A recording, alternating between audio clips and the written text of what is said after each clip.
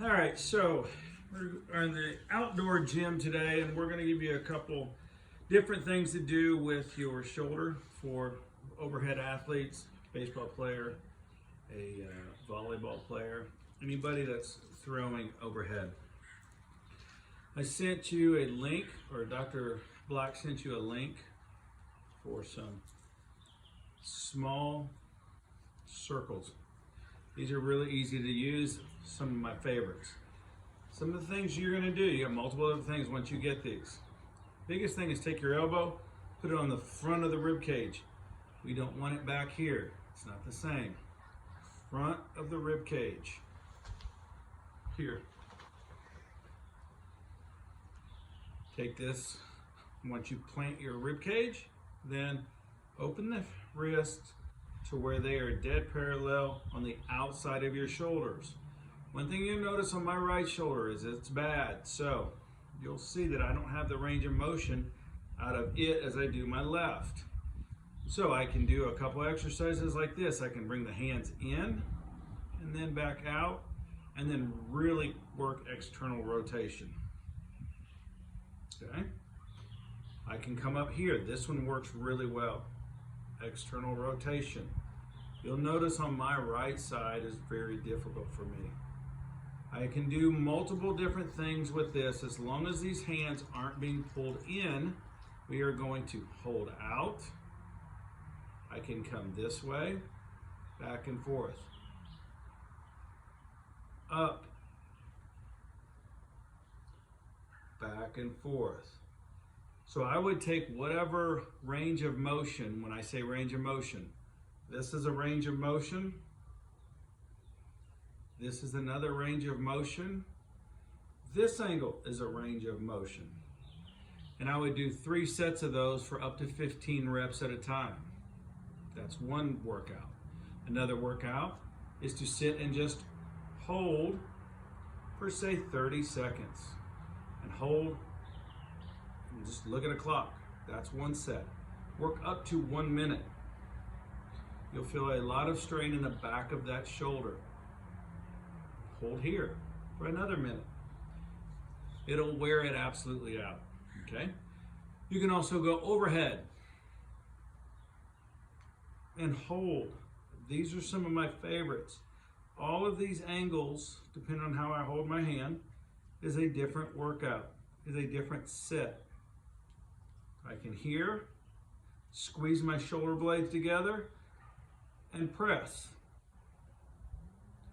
Squeeze my shoulder blades together and press. 3 sets of 15. Right now, let's say that you have dumbbells. You want to get a little more work. I'm going to hold the dumbbell. I'm setting it on my hand or on my leg right now. Okay. I would then lean back and do a press, like a dumbbell press. But what I'm going to do is make sure that my hands don't come in and out once I lay down. So I'm here, and I'm going to focus on keeping them out.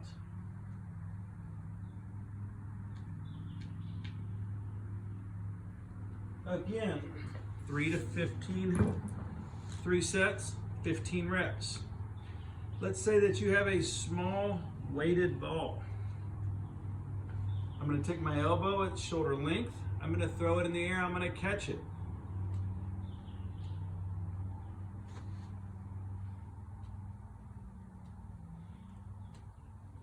One of my favorites, especially for baseball players and volleyball players, because you're sitting in this position anyway. So the deceleration is we're going to strengthen it up. As we catch the weighted ball down, the elbow's not going to go, I'm not doing this. That's not it. The elbow needs to stay parallel with the shoulder.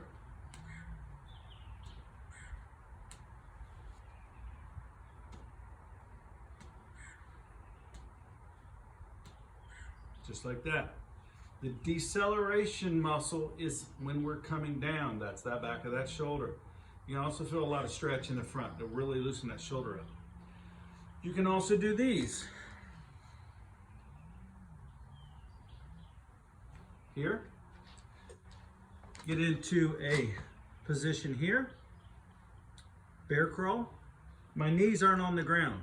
I'm going to just bear crawl around. I'm not letting my hand come in. I'm forcing the shoulder out as I reach up.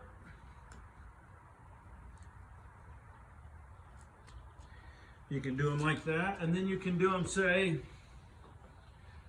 25 yards down the hallway or the parking lot or wherever the hallway, back and forth through your bedroom, whatever you have. Okay, you'll get a lot of work from that. Another one, if you have weighted balls, is a reverse throw. So I'm going to have a wall, shoulder straight. I'm going to reach in front, have that front foot.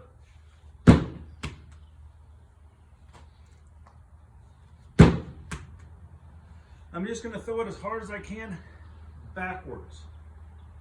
Okay? That's going to really help the back of that shoulder too.